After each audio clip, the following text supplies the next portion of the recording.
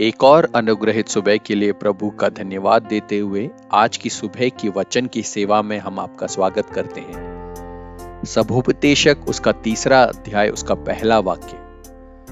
हर एक चीज का एक समय है, आसमान के नीचे हर एक काम का एक समय होता है। अनुग्रहित वचन से आज हम जिस विषय पर मनन करेंगे वो है हर एक काम का समय।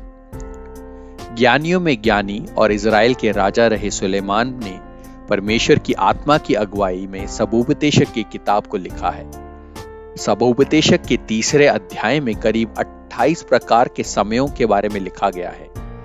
ये जो हमें सिखाती है वो ये है कि परमेश्वर के समयों का हमें इंतजार करने वाला बनना चाहिए, बजाय इसके कि हमें जो अच्छा लगता है उन समयों की हम बाट जोहते रहें।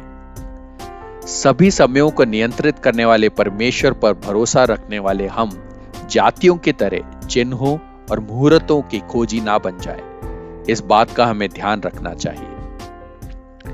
सभी बातों के लिए समय निश्चित कर दिया गया है। आकाश के नीचे सभी विषयों के लिए एक काल निश्चित किया गया है। अगर आप इसके आधार पर शादी का मुहूर्त, व्यापार का मुहूर्त या ऐसे कई मुहूर्तों या राहु केतु के मिलने का इंतजार कर रहे हैं तो मैं आपको बताना चाहूंगा कि आपने वचन को गलत समझ रखा है। मुझे सुनने वालों से मैं एक सवाल पूछना चाहूंगा।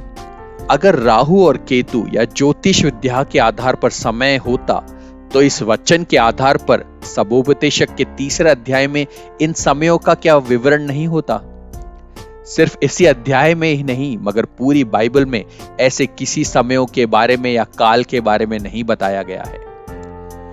मुझे सुनने वाले प्रिय श्रोताओं, जो लोग मुहूर्त के समय और ज्योतिष विद्या पे ध्यान लगाते हैं उनको प्रभु नापसंद करते हैं।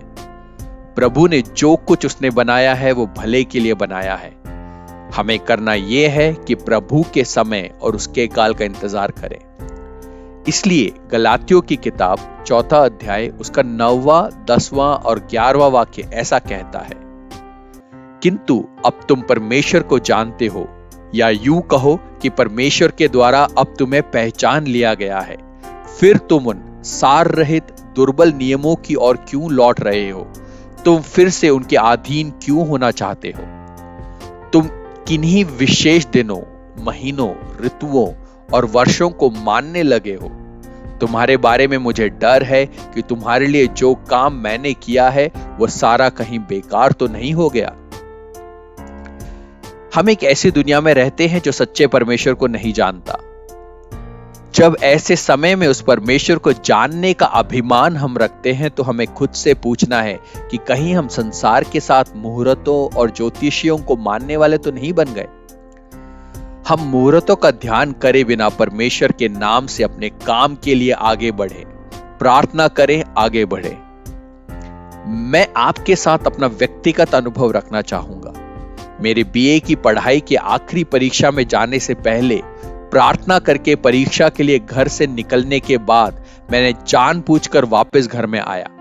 मैं आपको बताऊंगा कि मेरी पुरानी परीक्षाओं से ज्यादा परमेश्वर ने मुझे इस परीक्षा में अंक दिए। मैंने जिस शहर में जन्म लिया उस शहर के एक प्रभु के दास को मैं याद करता हूं। वो शिक्षा से इंजीनियर थे।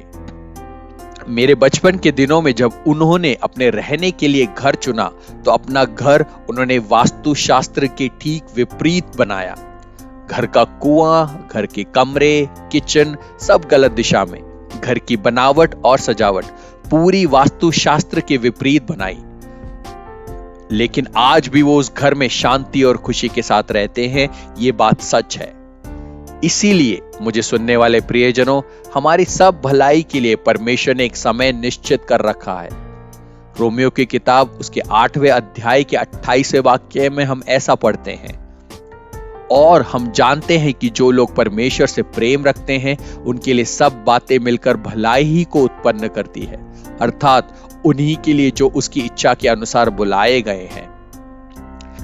परमेश्वर ने काल्वरी पर अपनी जान इसलिए नहीं दी कि हम दुनिया के अनुसार मुहूर्तों का इंतजार करके या ज्योतिषियों के पीछे जाने वाले बन जाएं। भजन संहिता 31 का 15 जिस प्रकार से कहता है, मेरे दिन तो तेरे हाथों में है।